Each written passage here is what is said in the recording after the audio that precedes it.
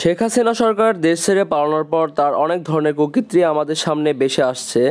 তার মধ্যে গুরুত্বপূর্ণ বিষয়গুলো হচ্ছে তার গণভবনে গণকবর এবং সমালোচিত আয়নাঘর। সেই আয়নাঘর সম্পর্কে আজকে আপনাদেরকে ধারণা দেব। আয়নাঘরটি হচ্ছে বাংলাদেশ ডিজিআইএফ যে গোয়েন্দা শাখা আছে তাদের দ্বারা পরিচালিত একটি ছদ্মনাম, যেখানে মানুষদেরকে গুম করে রাখা হতো এবং নানা ধরনের অন্যায়, অত্যাচার এবং রিমান্ডে যে ধরনের ঘটনাগুলো ঘটানো হয় সে ধরনের অত্যাচার করা হতো এবং এখানে মানুষদেরকে কিভাবে গোপন করে গুম করে নিয়ে আসা হতো তারা নিজেরাও বলতে পারতো না যে তাদেরকে কোথায় রাখা হয়েছে।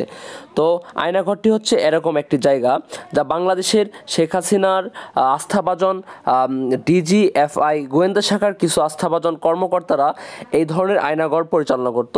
তো বাংলাদেশ ঢাকা সেনানিবাসে ডিজিএফআই ভবনের পেছনে একটি আয়নাঘরের সন্ধান পাওয়া গেছে, যেখানে মানুষদেরকে এভাবে গুম করে রাখা হতো এবং নানা ধরনের অন্যায় অত্যাচার করা হতো। তো এই আয়নাঘরে 16টি কক্ষ রয়েছে, যেখানে প্রতিটি কক্ষে 30 জন করে মানুষ একেবারে খুব কষ্টের সাথে রাখা হতো, যারা ভালোভাবে থাকতে পারতো না, ঘুমাতে পারতো না। তো একজন জানিয়েছে যে এরকম করে থাকার চেয়ে মারা যাওয়া অনেক ভালো ছিল, কিন্তু তারপরেও তারা এখানে অনেকেই মারা গেছে, এখানে অনেককে অনেক ধরনের শাস্তি দেওয়া হয়েছে এবং অনেকে এখান থেকে বের হয়ে আসতে পারছে।